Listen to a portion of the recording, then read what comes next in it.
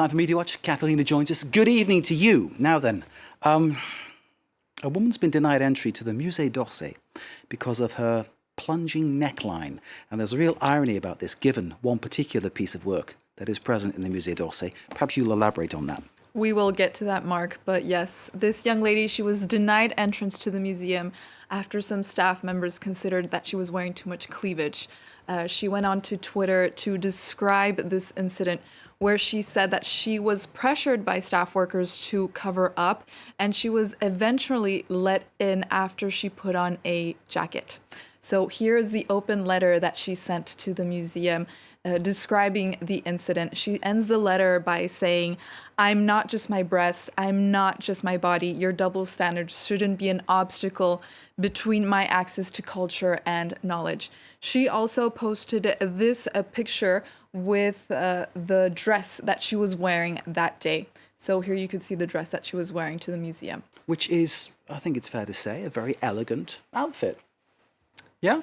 I think they judged otherwise. Yeah, well, they did clearly judge otherwise, but I think, in terms of, this being the capital of fashion and all that kind of stuff. It's objective. At the end of the day, they did issue an apology.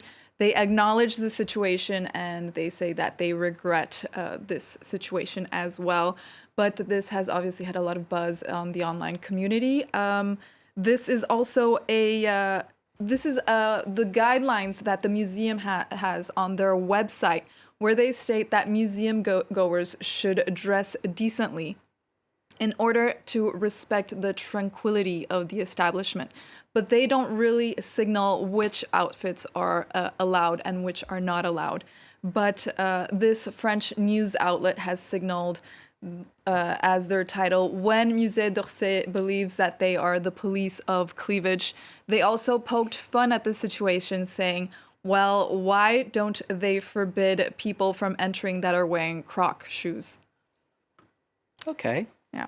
Well, and as another opinion, I'm sure. Yes. And as you mentioned, this Twitter users pointed out an incident with your staff who apparently never took the time to enjoy the works present at Musée d'Orsay. Indeed, the female faun in its many shapes and wonderful forms is displayed all over that museum. This is also an advertisement. Ironic, that they're barring someone for wearing an elegant dress. But there we go. But at the end of the day, it is an issue of double standards, and which women seem to be set to follow more strictly than men, apparently. Indeed. Should we move on? Yes. Okay. Complaints of a Black Lives Matter performance on a television program called Britain's Got Talent. So since the weekend, the show's received over 10,000 complaints, Mark, over this performance of Black Lives Matter by the group Diversity. They won the contest back in 2009, and the show was an illustration of unarmed African-American men, in particular the case of George Floyd. Here we have an extract of the dance or the performance where he is on the ground and there is a white police officer.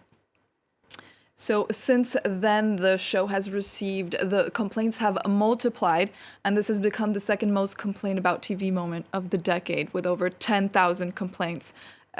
People who complained about the show believe that this was overly political for a space like Britain's Got Talent or for a reality TV show. Some people saying that it was not appropriate for a Saturday family show. Some users weren't prepared for this performance. Other users saying that they totally agree with the message of Black Lives Matter and they respect the band, but they also believe in the slogan, "All Lives Matter." This was the response of the team leader.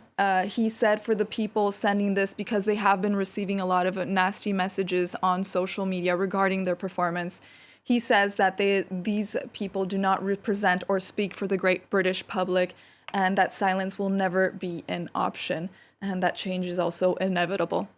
But at the end of the day, I think we can always debate whether it was appropriate or not, but they were creating awareness for this ongoing issue of racial inequality, Mark. Catalina, thank you very much indeed. Catalina Media Watch, great to see you. Kate with the business, as ever. Pleasure. And thanks you for watching. Stay with us. More to come. You're watching Life in Paris.